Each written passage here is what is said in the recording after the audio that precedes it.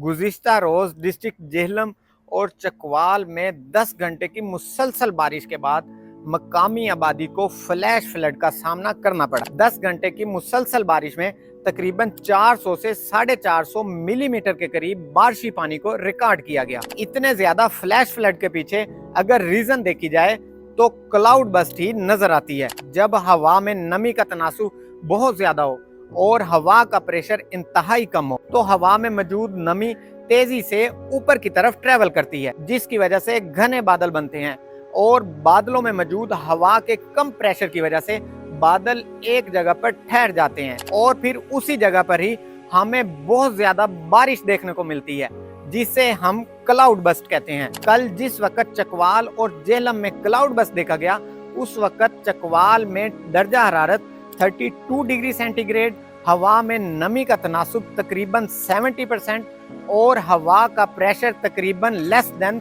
1000 मिली बार था, जबकि डिस्ट्रिक्ट जेहलम की हवा में नमी का तनासुब 90 to 95% था और हवा का दबाव 995 से 999 तक था, जिसकी वजह से इन दोनों डिस्ट्रिक्ट में क्लाउड बस्ट जैसी सिचुएशन का सामना करना पड़ा।